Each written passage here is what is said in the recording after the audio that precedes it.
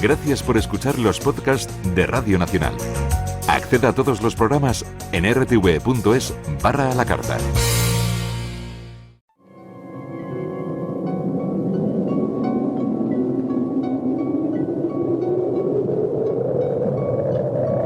Solo cuando el túnel está en la más absoluta oscuridad es cuando puede volver otra vez la luz.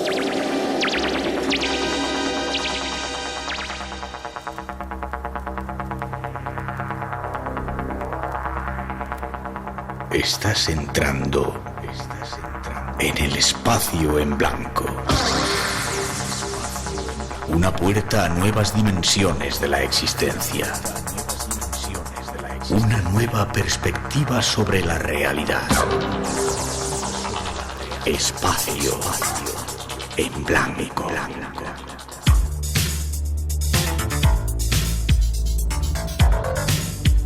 Una producción escrita y dirigida por Miguel Blanco.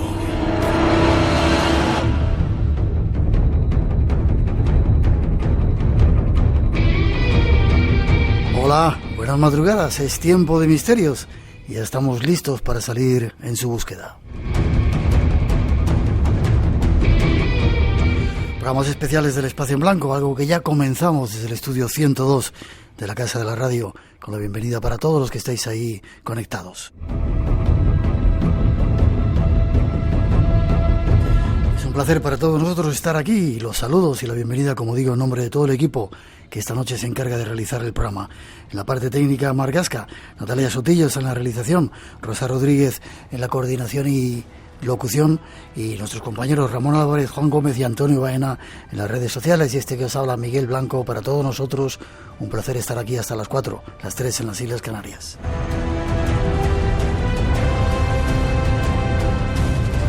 Abrimos redes sociales en Facebook, Twitter e Instagram, Blanco Radio, nuestro número de WhatsApp 633 50 50 11, y como digo, las redes sociales Blanco Radio, y además un email espacioenblanco@rtv.es. Ya tenemos todo listo, ahí va una va.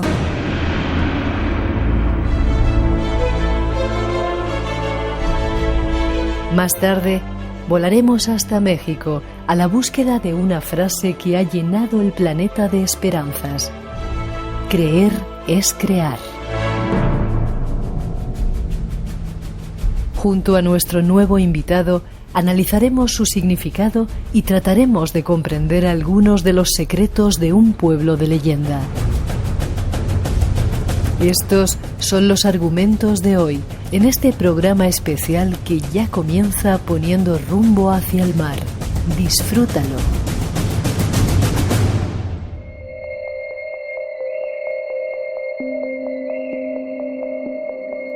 Ahí está nuestro cuaderno de ruta de esta noche, y sin perder más tiempo nos vamos de viaje.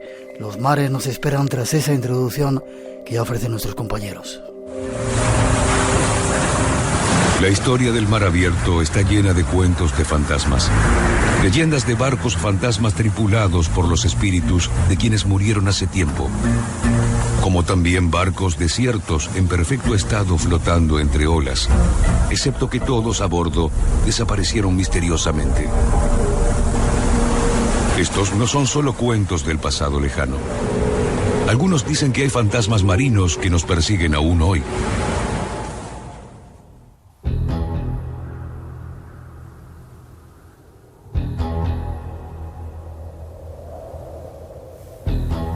Fantasmas marinos que nos persiguen aún hoy. Esta noche partimos en su búsqueda. Nuestro escenario, la mar. Nuestro tema, las extrañas desapariciones de barcos y los misteriosos naufragios. Un tema lleno de misterios y sorpresas desconocidas. Sube a bordo con nosotros y disfruta esta noche de la travesía.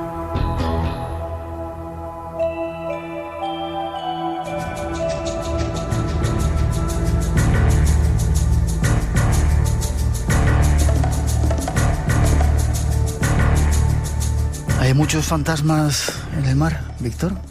Pues bueno, algunos tiene que haber, ¿no? Supongo yo. Sí. Bueno, te presentamos, te saludamos antes que nada, Víctor San Juan, buenas noches. Gracias. Hola, buenas noches, ¿qué tal? Por estar con nosotros. ¿Estás nervioso? Bueno, un poquito siempre, ¿no? Es normal en la radio. Sí, normal. Yo sí me sigo poniendo nervioso, sí, imagínate. Déjame que te presente. Has ganado 2 veces el premio Nostromo de Literatura Náutica. Eres escritor y navegante. Estudios de ingeniero técnico de obras públicas. Navegas desde los 12 años. Sí, desde que era muy jovencito. Pero tú eres de Madrid, hablábamos a micrófono cerrado. Sí, ¿Cómo de Madrid de repente te entra pues no sé, esa locura por el mar? Que ves el mar cuando eres pequeño y dices, pues yo tengo que hacer ahí mi camino, ¿no? Sí. Me acuerdo que dormía allí en nuestra casa de la playa por las noches y veía la luna reflejándose en la mar, ¿no? Que hace como un camino. Y era un poco por la proyección que te decía, no, ese es tu camino, por ahí tienes que ir tú. Qué bonito, ¿no? Bueno. Y llevas desde los 12 años, unos cuantos, no te voy a preguntar los años que tienes. Sí. ¿Qué se siente cuando estás ahí en medio? Has hecho travesías desde Cádiz hasta Cuba, has atravesado todo el Atlántico. Sí. ¿Qué se siente cuando estás ahí en medio de esa inmensidad? Pues si te digo que lo mismo que en tierra, porque cada día trae unas cosas. Entonces cada día hay días que estás feliz, otros días estás triste, otros días estás sufriendo como un perro. En fin, es la vida, ¿sabes? Es la vida. Lo que pasa es que en el mar, pues como es lógico, estás corriendo un riesgo más grande que cuando estás en tu casa, ¿no? O sea, nada más. Supongo que habrás vivido muchas aventuras. Cuéntanos alguna. Bueno, pues muchas. Yo creo que la más grande que hemos vivido ha sido toda la regata Cádiz-La Habana, que hicimos en 2001. Desde Cádiz a La Habana, 33 días, que nos metimos 7 personas ahí en un barco de 18 metros y nos pasó de todo, ¿no? Como es lógico, ¿no? Íbamos 33 barcos, encontramos al Juan Sebastián Elcano, encontramos varios temporales también. Al llegar allí al canal de Bahamas hubo que hacerse todo el canal pequeño de Bahamas, ¿sabes? Ciñendo con los petroleros y los transatlánticos norteamericanos, bajando por allí. Es complicado, ¿eh? Es complicado. Supongo. Sí. ¿No se te ponen así los de corbata cuando hay esos temporales, cuando vas en un barquito tan pequeño como esos? Cuando vas en un barquito, efectivamente, te iba a decir, vas en un barquito pequeño y ves que un monstruo enorme, un petrolero, te viene ahí ocupando todo el espacio que tú ves, ¿no? O sea, que es negro y que... Bueno, pues supones que hay gente gobernándolo, ¿no? Pero tú dices... ¿Desde bueno, arriba te ven? Pues se supone que sí, lo que pasa es que... Saldrás en el radar algunas de esas cosas, sí, ¿no? Digo yo. Sí, si te ve el radar, sí, pero hay veces que no te ve y dependes únicamente del ICE, ¿sabes? Que salgas en el ICE reflejado, ¿sabes? ¿Qué es el ICE? Perdona. Es un sistema, un transpondedor, ¿sabes? Que marca todos los barcos que hay alrededor tuyo en ese momento, ¿sabes? Y sale en la pantalla del ordenador. Ajá. ¿Y animales no te has encontrado, no sé, ballenas, supongo que delfines, muchos cuando vas por ahí navegando? Bueno, animales, aparte de los del propio barco, que ya son de cuidado, pues hay muchos fuera que son encantadores, esa es la verdad. ¿Has visto ballenas alguna vez por ahí? Muchos, sí, muchas ballenas. Las ballenas tienen una cosa que son el animal más inofensivo y más tímido que hay en el mundo, ¿no? Pero cuando ves el tamaño, a mí me ha pasado ir en el barco, mirar por fuera de la borda, ¿no? Y ver que hay una sombra negra inmensa que es más grande que el propio barco debajo del barco y que te está adelantando, ¿no? Y dices, ¿te está adelantando? Y que te está adelantando, corre más que tú. Sí. Ya. Y sin embargo, qué mal las tratamos, ¿eh? Como las hemos machacado a las pobrecillas ballenas en todo. Sí, las seguimos machacando, ¿eh? Cuidado. Sí. Y este es un programa de misterio. ¿Has visto alguna vez mucha gente con la que hemos hablado, marinos y algún otro tipo de personajes que han tenido experiencias en el mar? Dicen que pasan cosas raras en el mar. ¿Te ha pasado alguna cosa fuera de explicación? ¿Alguna luz que hayas visto extraña? Bueno, luces ves un montón extrañas y que no tienen explicación un montón de ellas. ¿Que no son estrellas? Sí. Que no son helicópteros, que no son aviones. Justamente. Y ves cosas que vuelan por ahí que no sabes muy bien lo que son, que no hacen ruido, que dices, bueno, ¿esto qué pasará? Y hay noches que parece que el mar ha desaparecido debajo tuyo, que dices, bueno, voy volando, ¿qué está pasando? ¿No? Porque estoy perdiendo yo ahora mismo referencias, ¿no? En fin, pasan cosas en la mar increíbles, ¿no? Pero bueno, que es un mundo ajeno a nosotros, ¿no? Y al fin y al cabo es normal que pasen estas cosas, ¿no? ¿Es el mar o la mar? Es curioso que los marineros decís la mar y la gente de tierra adentro decimos el mar. Es la mar cuando hablas de ella, es el mar cuando hablas con otros de la mar, ¿no? No sé por qué, pero es así. Sí. Curioso. Un transatlántico. ¿De dónde ha salido? ¿Hay alguien a bordo? Aquí remolcador civil Guerrero Ártico. ¿Hay alguien a bordo? Dios, es precioso. Los buques italianos no podían competir a alta velocidad, así que construían estos palacios de arte flotantes. Denunciaron su desaparición el 21 de mayo del 62, cerca de la costa del Labrador. Lo curioso fue que no hubo ni señal de socorro ni contacto, sencillamente desapareció. Desde aquel día todos los marinos hemos estado buscándolo, esperando encontrarlo. ¿Sabéis lo que eso significa? ¿Qué? Que según la ley del mar nos pertenece. Víctor, no he dicho que has escrito algunos libros que tienen relación con esto que vamos a hablar esta noche: Barcos desaparecidos y su misterio, editado en Silex, y el Titanic y otros grandes naufragios, editado por Nautilus. ¿Hay algún barco que se esté buscando desde hace mucho tiempo por ahí? Sí. ¿Cuál? Creo yo que el barco más buscado es el galeón Santo Cristo de Maracaibo, porque curiosamente tenía 900 toneladas de oro a bordo y se hundió en la ría de Vigo, al salir de la ría de Vigo, y yo creo que es el barco más buscado que hay en España y probablemente en el mundo, ¿no? Ya. Pero no se ha encontrado todavía. Ría de Vigo. Sí. Apuntamos. Dime una cosa, cuando uno encuentra, como decíamos en esa introducción, un barco en mitad del mar, ¿es tuyo? ¿Cómo está eso del derecho marítimo? No soy experto en derecho naval, pero yo creo que si es un barco de guerra, no. Un barco de guerra es imperium y pertenece al territorio nacional. Si es un mercante, tiene que haber sido abandonado por toda su tripulación. ¿Y si es de pasajeros, si no hay pasajeros en...? Se supone que sí, entonces es tuyo, o puede reclamar derecho presa o derecho de rescate. Nuestro invitado y os hemos esbozado un poco el tema. Queremos descubrir, en primer lugar, algunos misterios de barcos desaparecidos.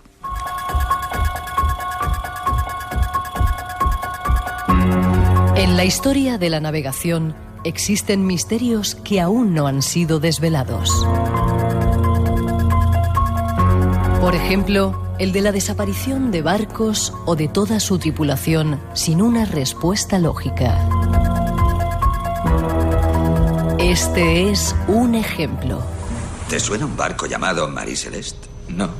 Era un bergantín de 2 mástiles que zarpó de Charleston, Carolina del Sur, en la Guerra Civil. Iba rumbo a Londres con un cargamento de algodón en su bodega.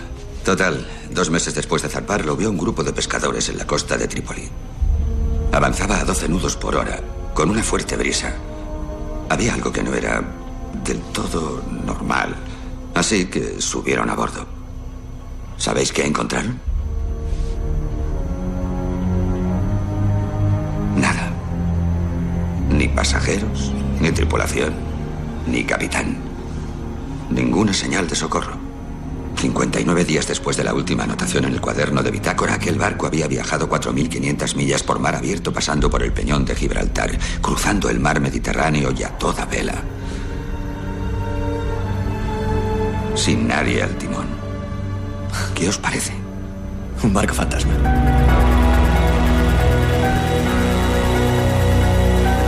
El misterioso caso del Marie Celeste. ¿Qué ocurrió con él? Es tan solo un ejemplo. Hay muchos más.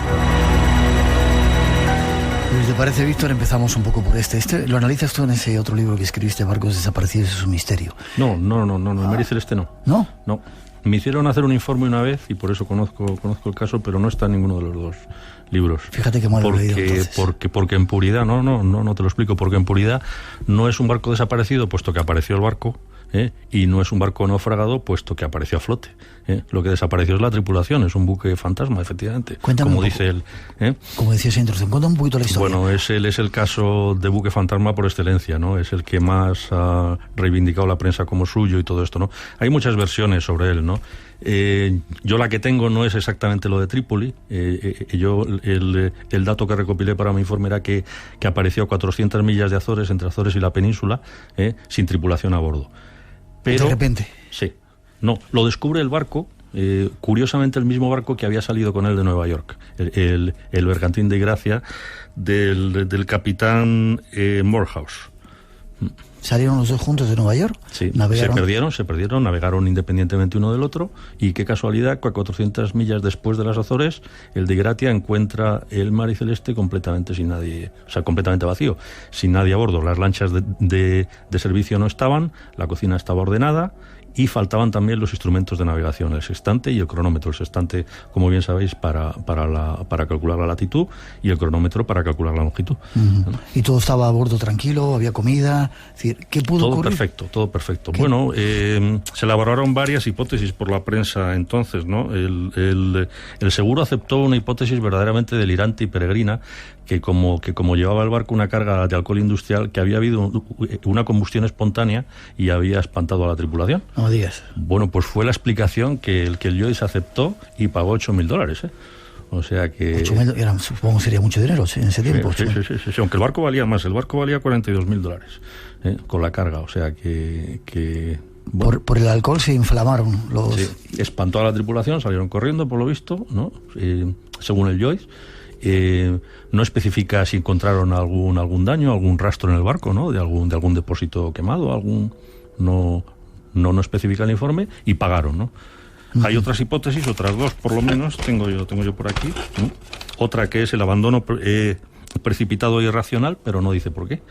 Entonces, abandono precipitado e irracional de un barco, ¿por qué abandonas precipitada e irracionalmente un barco?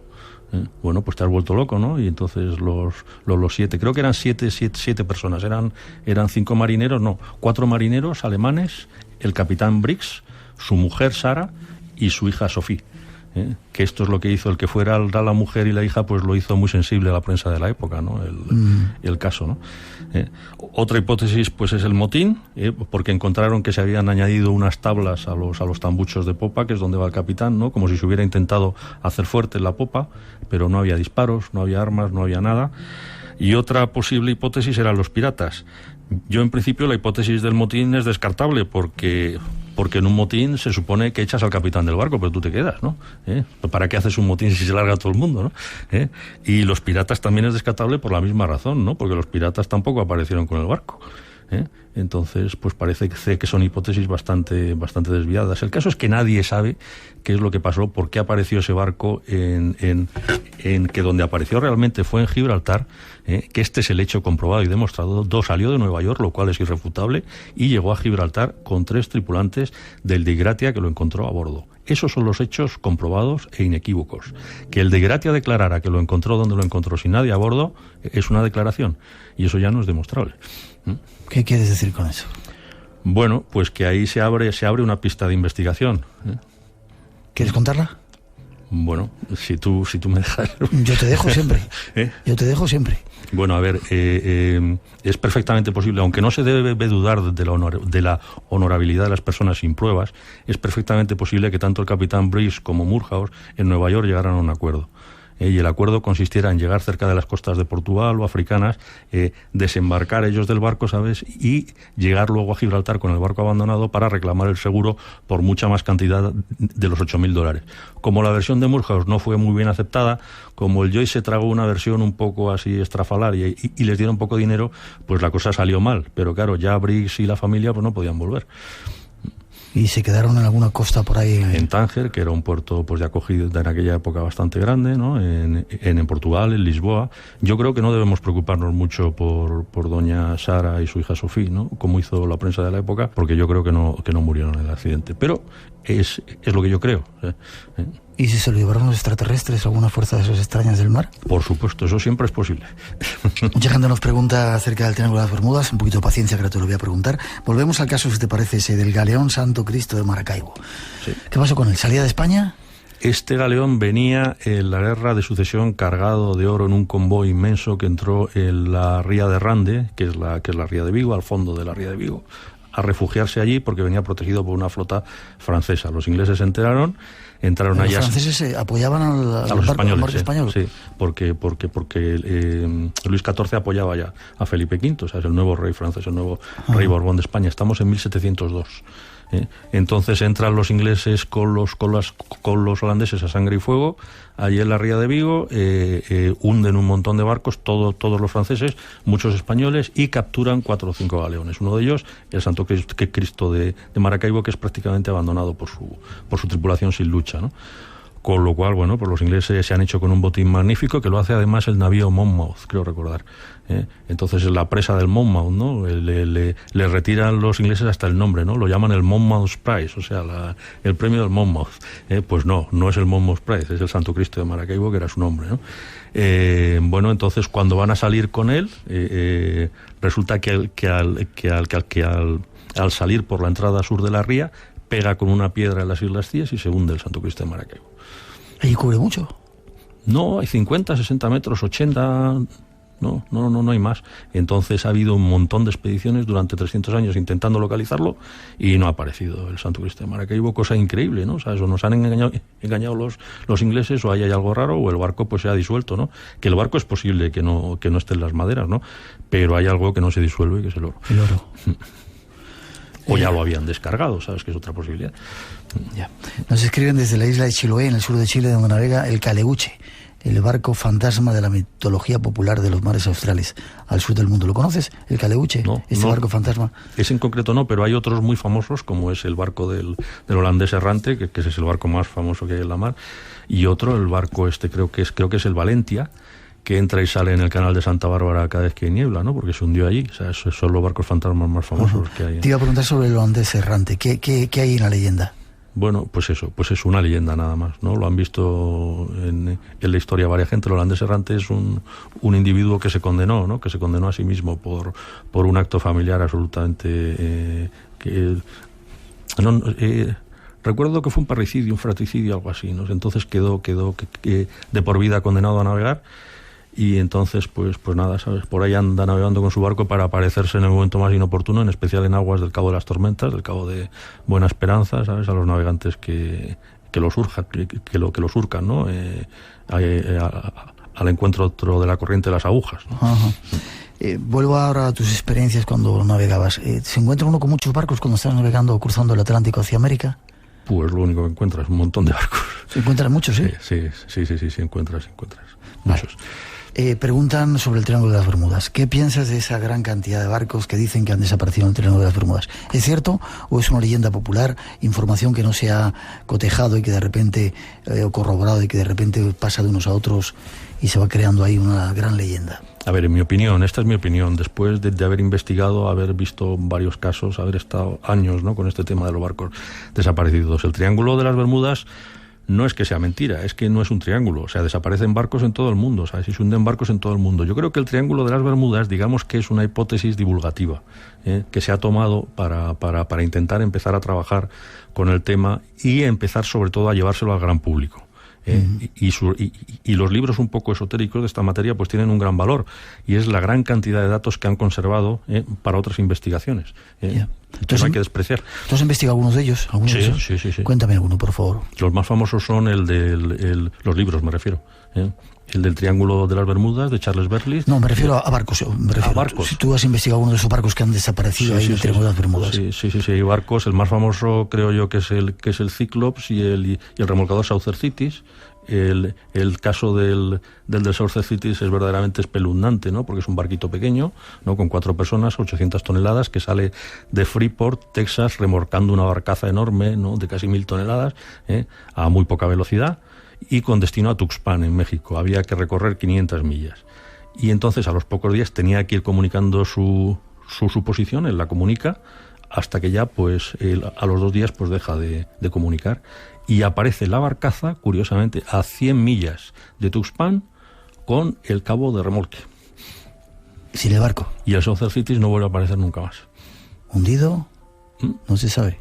Nadie sabe ni ha podido demostrar. Además, el informe oficial de la Marina Americana es verdaderamente espeluznante, ¿no? Porque dice que las autoridades norteamericanas no tienen ninguna responsabilidad en el caso y que desaconsejan seguir investigando. O sea, es increíble. Hay informes oficiales de verdad que los lees y te quedas completamente asombrado, ¿no? ¿Querrán ocultar algo? Pues no lo sé. Yo creo que no tienen por qué, porque un barco de tan poca importancia, hablamos de un remolcador de puerto, ¿sabes? De chiquitito, de unos 800 caballos de potencia, pero claro, hay 4 personas desaparecidas. Ese es el problema. Has contado un caso, quiero que me cuentes otro. Otro caso te cuento. Pues del Triángulo de las Bermudas. ¿Del Triángulo de las Bermudas? Sí. Bueno, este está un poquito apartado, pero bueno, es válido también. El acorazado Sao Paulo, nada menos que un acorazado que se perdió en el Triángulo de las Bermudas. ¿Qué te parece? Interesante. Sí. ¿Cómo fue? ¿Qué pasó? Bueno, pues un acorazado de la Primera Guerra Mundial que estaba vendido a los brasileños, que llevaba un montón de años ya abandonado en un puerto brasileño, y lo compran los ingleses para llevarlo a desguace. Y cuando va a desguace, en aguas de Azores, hay una noche con mucho temporal. Iban 7 personas a bordo del acorazado, remolcado por 2 remolcadores. Uno de los remolcadores nota que se le ha ido el remolque. Esperan, como es lógico, a la mañana siguiente, y a la mañana siguiente el acorazado no aparece por ninguna parte. ¿Y qué pasó con él? Bueno, dicen que esa noche hubo luces extrañas y al día siguiente aviones que se ponen a buscarlo desde Azores pues encuentran manchas en la mar. Y esto es lo último que sabemos del Sao Paulo. ¿Y no hay explicaciones? No, hasta hoy no hay explicaciones. Pero has dicho que había luces extrañas. Sí, pero hay una cosa evidente que yo especifico en el libro. Si los acorazados no vuelan y en la superficie no lo encontraron, el acorazado ese solo puede estar en un sitio. Hundido. Claro, en el fondo del mar. ¿Y si se lo llevaron por ahí fuera? No. Ah, bueno, entonces sí, por supuesto, considerando esa hipótesis. San Telmo, este era un barco español de... Sí. ¿Qué pasó con él? Este es el barco de más triste historia, creo yo, española. Además era un buen barco. Lo que pasa es que después de la guerra de la independencia nuestros navíos estaban los pobres hechos una cochambre, ¿no? Y entonces le mandaron con una fragata, creo que era la fragata Prueba, creo recordar, a reprimir la insurrección armada en Chile. Con lo cual había que doblar el Cabo de Hornos y a Chile pues solo llega la fragata. San Telmo nunca llega. Y hay investigaciones, hay un montón de historias encaminadas a demostrar que el San Telmo continuó navegando en la bordada hacia el sur, hacia la Antártida, que se estrelló en la Antártida y por lo tanto sería el primer barco en llegar a la Antártida, ¿no? de la historia, ¿no? Prácticamente creo que son 6 meses antes que el capitán inglés Smith, ¿no? que reclamó para sí ese derecho. ¿Pero navegantes que iban en el barco? Muertos todos, los desaparecidos. ¿Cuándo se da, no sé si conoces este dato, cuándo se da por muerto alguien o por desaparecido alguien que en el mar se lo traga? Cada país tiene unos años, ¿no? Hay países que son 24 años en el San Telmo. Creo que el informe oficial estuvo por la Marina, que los dieron enseguida ya por despachados, creo que fue al año y medio, una cosa así. Sí. Y hay países que tienen que pasar 24 años. 24 años. En Estados Unidos son 24 años, creo recordar. Sí. Tenía otro caso por aquí que estaba mirando. El que más se llamó a ti la atención de los barcos desaparecidos, ¿cuál ha sido? De los que has estudiado. Bueno, muchos, un montón, ¿no? Pero hay, por lo que nos afecta a nosotros, ¿no? Un barquito muy pequeño, ¿no? El yate este tan pequeñito, el Gregal que se perdió en Baleares, es que no recuerdo el nombre ahora, está ahí en el libro, ¿sabes? Ahora mismo no. Lo miramos luego, sí. En una despausa. Sí, ¿Y qué pasó con él? Pues no se sabe, pero fíjate que había unas maniobras navales en Palma, el barco iba desde Ciudadela hasta Palma, ¿sabes? Y había unas maniobras navales con portaaviones, con tal, con cual, y se dijo en su época que alguno pues lo arrolló y se lo llevó por delante, ¿no? El barquito es un barquito de Gregal, es un barquito de apenas 7 metros, el Orgía se llamaba, ahora me acuerdo. Orgía. Sí. Iban 3 a bordo y no se sabe. A mí no me cuadra porque yo he hecho esa derrota Ciudadela-Palma varias veces. ¿Derrota qué significa? ¿Travesía? Sí. Y no interfiere para nada la travesía que hicieron los barcos de guerra desde Rota hasta Palma. O sea que no, cuando las derrotas no se interfieren, no se cruzan, salvo en la bahía de Palma. Es muy difícil y en la bahía de Palma se habría notado. Entonces... ¿Hay lugares en el mundo más peligrosos, mares más peligrosos en el mundo donde desaparezcan más barcos, quizá como esa célebre fama del Triángulo de las Bermudas? Bueno, hay zonas donde desaparecen más barcos... que son las zonas por donde más barcos circulan, lógicamente, claro. El Estrecho de Florida, etcétera, etcétera. Y hay zonas donde se hunden más barcos, que son los que se llaman las esquinas en navegación. Las esquinas son los puntos que toman los navegantes, los oficiales de derrota, para que el barco gire en ese punto para dirigirse a otro punto. Entonces son como semáforos, ¿no? Que hay en el océano, pero en el océano no, un barco no para, ¿sabes? Entonces hay más accidentes. El punto más conflictivo es el famoso barco faro de Nantucket, que es el último punto de recalada antes de llegar al puerto de Nueva York, que es donde ha habido un montón de accidentes allí en el barco faro. ¿Hay como pistas por el mar? Sí. Autopistas, sí, y hay que seguirlas. Sí, hay que seguir lo que se llama el dispositivo de separación de tráfico. Pero eso es muy moderno, eso es de los años 80 del siglo pasado. Antes cada cual ahí pues se apañaba como podía, ¿sabes? Con el reglamento de abordajes, la norma 14 y la 15 creo que son, ¿no? ¿Qué es eso del reglamento de abordaje? Perdóname. Pues eso es el que nos estudiamos, ¿no? Cuando nos dan el título de marino, sí. Entonces nos dicen que la 14 te obliga a que cuando ves otro barco te mantengas libre de él, y la 15 creo recordar que te dice que tienes que cruzarte con otro barco siempre babor con babor. La tecnología ha avanzado mucho, los barcos se siguen perdiendo. ¿Por qué? Sí, ¿Qué explicación hay cuando ahora estamos controlados por satélites? Casi todo el planeta está fotografiado, controlado. Pues mira, deberían perderse menos por la tecnología, efectivamente, pero cada vez navegan más, con lo cual la probabilidad es mayor. Pero el hecho cierto es que cada vez se pierden más barcos. Primer capítulo, seguimos adelante en este programa de hoy.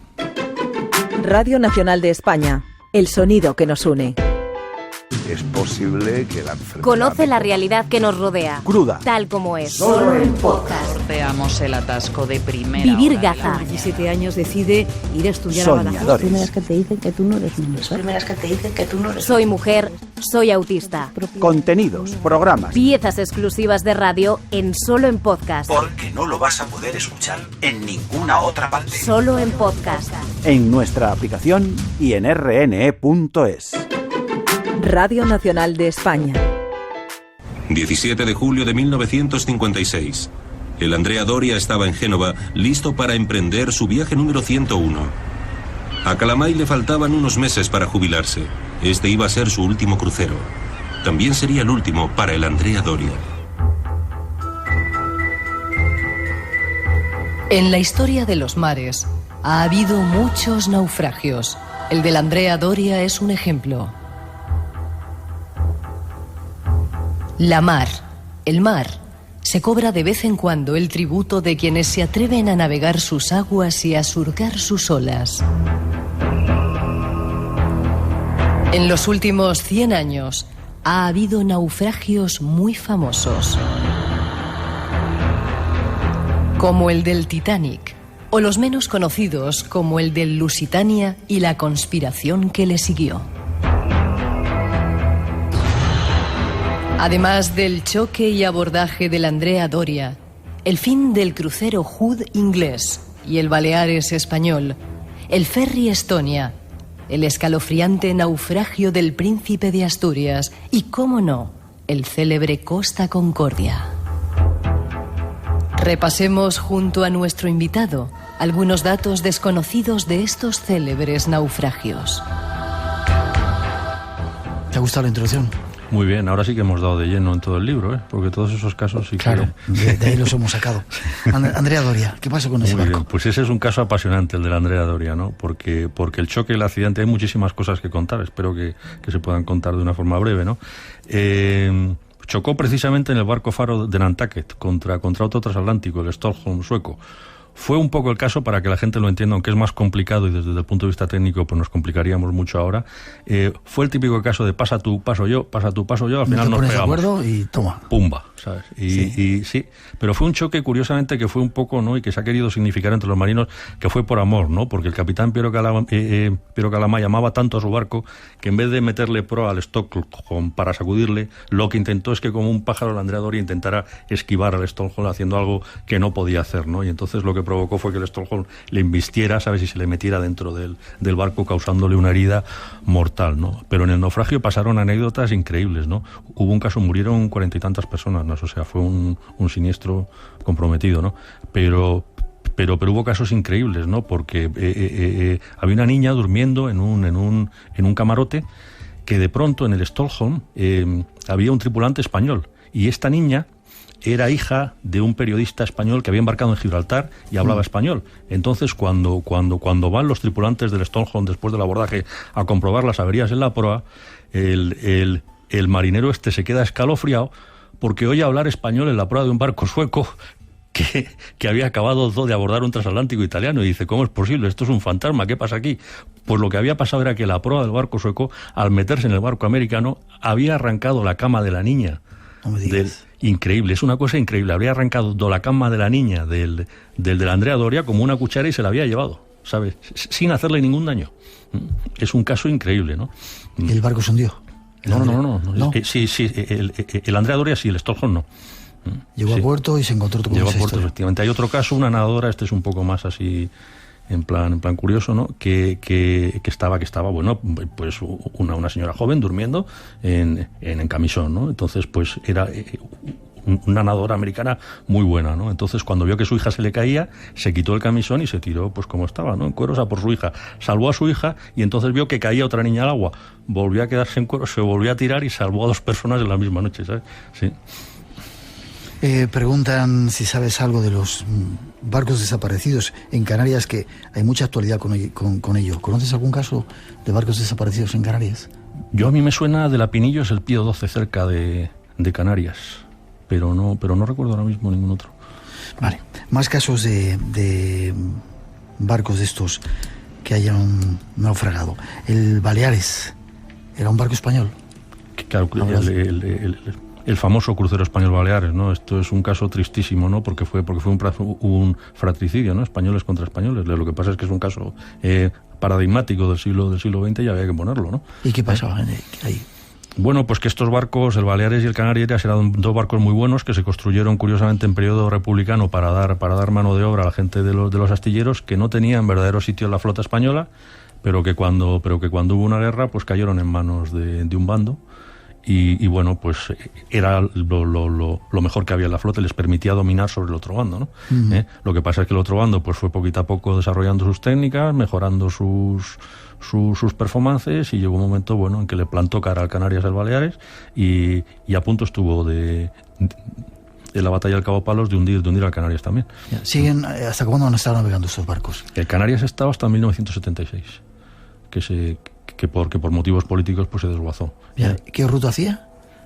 No era ruta, eran barcos de guerra. Barcos de guerra. Sí. Es que me suena a mí haber visto un barco de esos por ahí. Vayamos a la Estonia, el ferry Estonia. Bueno, este fue otro drama tremendo, ¿no? El ferry Estonia, porque navegando contra la mar en el mar Blanco, pues lo que pasó es que la mar le fue arrancando el portón de proa, y llegó un momento que se le cayó. Y entonces la mar entró por ahí, el barco volcó y murieron 800 y pico personas. ¿Sabes? Algo horrible. ¿Sí? ¿Cuándo ocurría esto? ¿Te acuerdas de la fecha? Esto ocurrió en los años 90, creo recordar, 90 y tantos. ¿1990? Sí. Muy recientemente. Sí. Y ha llevado precisamente a que las homologaciones, a que todos los sistemas de seguridad, solas, efectivamente, pues hayan mejorado muchísimo. Cada naufragio ha traído muchísimas innovaciones. Y eso es lo importante, ¿no? Que aprenda, que la sociedad, por lo menos la sociedad náutica técnica, aprenda de los fracasos, ¿no? Porque un naufragio es un fracaso de la tecnología naval, ¿no? ¿El Príncipe de Asturias? Bueno, este es el que llaman Titanic español. En realidad, sí. Bueno, pues qué más hubiera querido él, ¿no? Que ser un Titanic. No llegaba ni a la tercera parte del tamaño del Titanic. Era un buque de la emigración. Y bueno, pues ahí, para que la gente nos entienda también, no estamos en el caso técnico que se lee y se define bien en el libro, para que la gente nos entienda bien, hay que decir que fue el típico caso en que el capitán, que era un capitán buenísimo, el capitán Lotina, Abrisqueta, era un capitán excelente, está intuyendo que su barco va contra una piedra. Llevaban varios días sin una posición fiable porque había estado nublado, y en el sitio a donde se acercaban había una isla que tiene propiedades diamagnéticas, entonces le desviaba la aguja y se sospechaba que eso pasaba, pero no se tenía certeza de cuánto, y el capitán se olía de noche qué le podía pasar, pero a él se nota perfectamente, además, lo que sucede en el barco, que él querría haberse desviado más, que a él el cuerpo le pedía desviarse 45 o 50 grados de rumbo, pero que por la situación especial que se crea en un puente de mando, en que parece que haces una desviación grande y tal, pues has entrado en pánico o lo que sea, pues hizo solo desviaciones pequeñitas, 10 grados, 15 grados, hasta que se encontró la isla de proa y se la comió entera. Además fue un naufragio espantoso porque el barco se partió por la mitad como una barra de pan y murieron un montón de personas. Sí.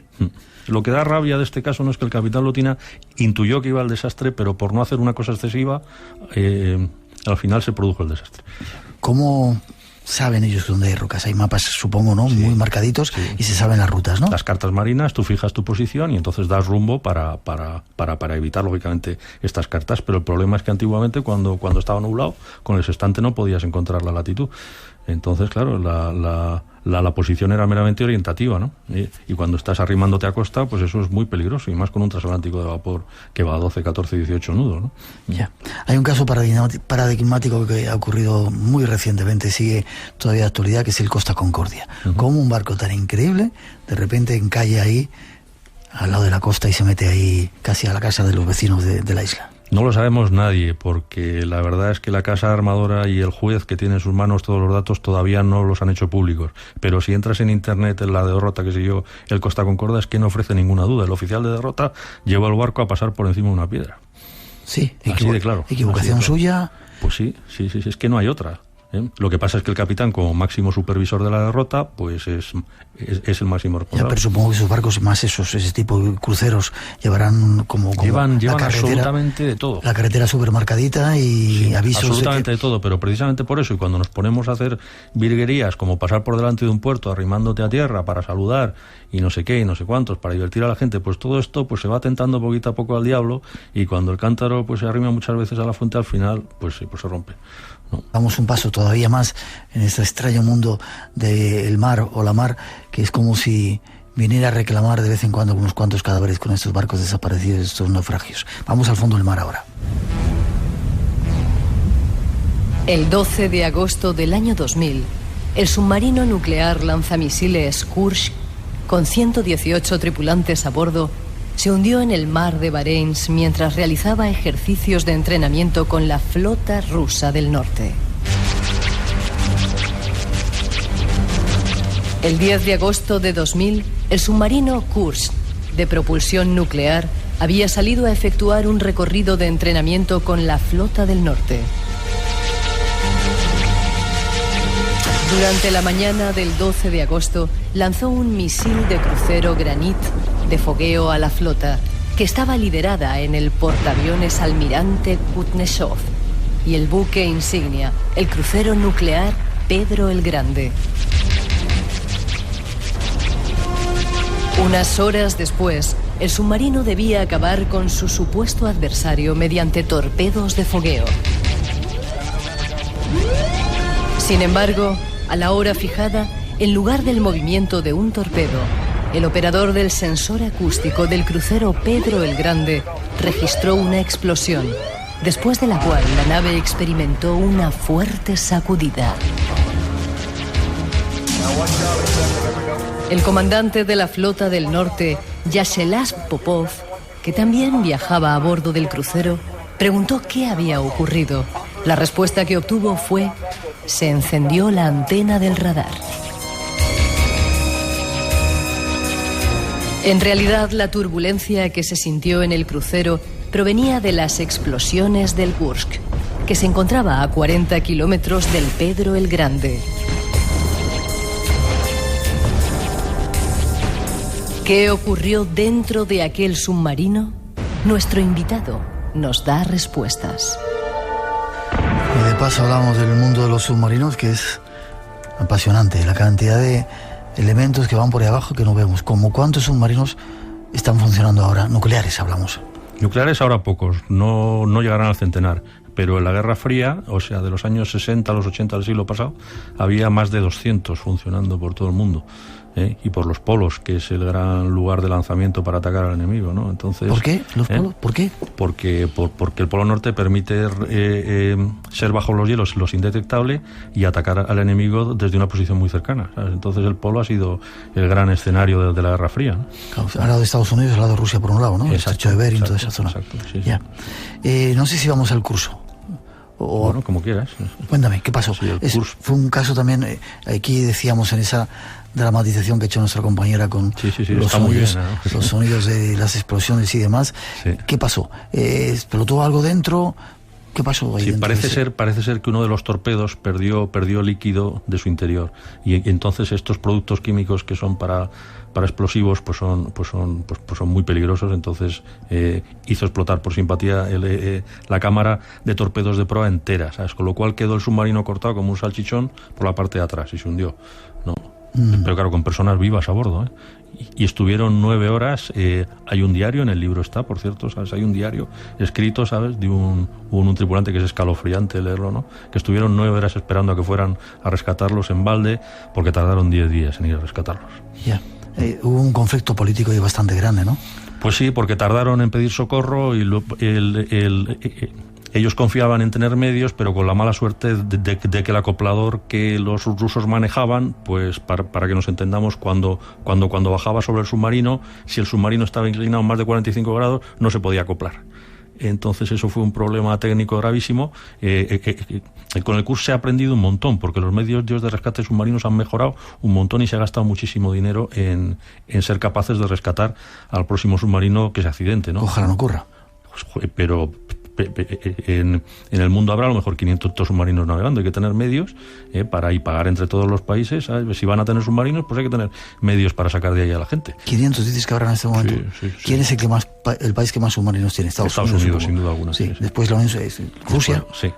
Japón. Sí, aunque ha bajado un montón, porque la Unión Soviética ha bajado de tener pues eso, unos 150, 200 a los 40 que tiene ahora, ¿sabes? O sea, ha bajado un montonazo. Ha mejorado en calidad, digamos, pero aún así la técnica rusa es que tiene sus problemas. Vamos un poquito a ese momento de la Guerra Fría. Sin saberlo, hemos estado a punto de una guerra nuclear como la que ocurrió en Cuba, la crisis de los misiles, y nadie se enteró. Y eso provoca bajo las aguas del mar, ¿no? Varias veces, porque los submarinos, un submarino que se hunde, un submarino que tiene un accidente y explota, pues puede ser interpretado, podía, ya no afortunadamente, pero podía ser interpretado por la otra parte como un ataque, ¿no? Y desencadenar un ataque por la otra parte, ¿no? Entonces fíjate el peligro que hay, la responsabilidad que llevaba un comandante de un barco, ¿no? Que por cierto hay una película, la de K-19, que no sé si la habréis visto, K-19, que el protagonista era Liam Neeson, me parece, ¿sabes? Y Harrison Ford, me parece también, ¿no? Que le pasó esto, que entre Groenlandia y Noruega sufrió un accidente en el circuito de refrigeración, y entonces, pues claro, estuvo a punto de explotar. Entonces, imagínate el problema que hubiera sido, ¿no? Ya. Decías antes que la tecnología de los submarinos atómicos o nucleares era un tanto extraña y que ha habido casos de accidentes bastante desconocidos quizá para el gran público, ¿no? Sí. Ha habido además muchos más barcos submarinos soviéticos hundidos que americanos por accidente. O sea, la proporción es como de 7-1, una cosa así, ¿no? Entonces, claro, es que los rusos trabajan con una tecnología que el aspecto calidad, el aspecto humano, pues siempre está menos valorado que la tecnología estadounidense, aunque luego sea más robusta. O sea, no hay nada que sea perfecto, ¿no? Unas son mejores, otras son peores, pero ahí los rusos han pecado muchas veces de inconsciencia. Bueno, y el tener 200 reactores nucleares, como hay ahora en Severodvinsk, de los submarinos desguazados, pues imagínate qué haces con eso, ¿no? Es un problemón tremendo. Hay allí en una base en Arcángel, en Severodvinsk, al lado de Arcángel, hay allí pues como 100 reactores nucleares metidos en cajas de cemento, haciendo torres tremendas, ¿no? Ha habido un documental en la tele que lo ha sacado. Dime algún caso que te haya llamado la atención cuando estudiabas esto de los submarinos. Bueno, el más significativo es el Scorpion americano, ¿no? Que el Scorpion era un barco de estos líderes de la Guerra Fría. Aunque los americanos no quieran reconocerlo, pues era el típico que se iba a espiar a los rusos, a buscar en las bases rusas qué misiones tenían. O sea, era un barco de gran actividad, ¿no? En la Guerra Fría. Y entonces paró en Rota y salió después para comprobar la actividad enemiga, entre comillas, ¿no? En aguas de Azores, y desde ahí pues no se vuelve a saber nada del Scorpion, con 100 personas en su interior, ¿eh? Un submarino, vamos, carísimo, ¿no? En 1968. Entonces empiezan a buscar efectivamente la red de americana que había con cables y con todo esto, ¿no? Pues detecta un hundimiento en Azores. Van con barcos especiales, ¿no? Para investigar en las profundidades, y lo encuentran partido en 3 trozos, con la cola embutida dentro del submarino, la torreta parte y la proa por otro lado, ¿no? Y todo el mundo muerto, por supuesto, ¿no? Y entonces empieza la investigación y se da un caso curiosísimo que si quieres ahora... Cuéntame, tenemos 3 minutos todavía, cuéntame. Vale, estupendo. Pues se produce una triple casualidad. En el año 68 el buque espía Pueblo es capturado por los norcoreanos con los códigos de señales estadounidenses. En este mismo año el Scorpion desaparece, pero también en este mismo año, como se ha sabido después, el célebre espía Walker, americano, les pasaba a los soviéticos las claves de las señales americanas. Entonces, lo que pudiera pasar, y dice en algunos libros americanos, un par de libros americanos, que pudo pasar, es que el Scorpion, de firma hidrofónica conocida por los soviéticos, con sus señales descriptadas por los rusos, gracias a que conocían estas señales, era seguido por los rusos, y fue destruido por ellos, ¿no? Lo que imagínate que hubiera podido pasar, ¿no? Si eso el accidente o si fue un accidente, ¿no? O si fue una cosa aposta, pues hubiera podido desatar la Tercera Guerra Mundial, claro. Muchas preguntas tengo aquí, hablando de los submarinos, si sabes, submarinos alemanes hundidos en la bahía de Uruguay, Argentina y Chile, a los pocos meses de terminar la Guerra Mundial. ¿Sabe algo de eso? No, bueno, eso es lógico porque muchos chos se refugiaron allí, ¿no? Y entonces pues unos llevaban prisioneros, creo recordar por un artículo que he leído. Sí, y hay mucho tema y político, ¿no? Y de los nazis en escapatoria y todo esto. ¿España tiene submarinos? Sí tiene. Ahora tiene 3 nada más, pero ha llegado a tener 8. Y por la crisis hemos bajado. Sí. Mandamos los Delfín a Desguace o a Museo, que uno está en Cartagena, por cierto, de Museo, y otro, el Siroco, creo recordar, pues se ha retirado porque estaba hecho polvo ya, ¿no? Y que me contabas, no vamos a decir el país, un submarino que no se hundía. ¿O no se levantaba? ¿Cómo era? No, que no flotaba bien. Que no flotaba. Sí, que no flotaba bien. Sí. Hay esos fallos. Sí, cuando estás desarrollando un submarino, o sea, pues lógicamente hay veces que pasa esto, ¿no? En los desarrollos pues no son perfectos y hay que ir modificando, hay que ir probando hasta que las cosas salen bien. Y por suerte, por desgracia, lo tenemos muy cerca ese caso. Muy cerca, sí. No vamos a decir dónde. Pero saldrá todo bien, saldrá todo bien, sí, creo yo. Eres optimista.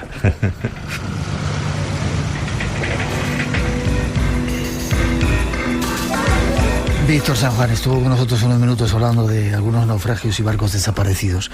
¿Tú no crees que haya fuerzas extrañas que puedan hacer desaparecer los barcos? Y como pasaba en algunas películas, que algunos barcos del Triángulo de las Bermudas volvían a aparecer en otros sitios, o las tripulaciones que habían desaparecido volvían a aparecer por alguna intervención de vete a saber qué. Claro que puede haberlo, y si lo hay, lo que yo espero es que seamos capaces de demostrarlo, para aclararnos y ver qué es eso, ¿sabes? Y cómo funciona, y para aprovecharlo para bien. Vale, forma de contacto contigo. ¿Tienes un blog o algo? Sí. Víctor San Juan, la mar, los barcos y la literatura, un portal de WordPress, el que quiera entrar por ahí. Vuelve a repetirlo, por favor. Víctor San Juan, la mar, los barcos y la literatura. Ha sido un placer. Ha sido un placer que hayas estado con nosotros. Espero que hayas disfrutado de esta primera visita al Espacio en Blanco. He disfrutado un montón. Muchísimas gracias. Gracias a ti. Ha sido un placer, te reitero.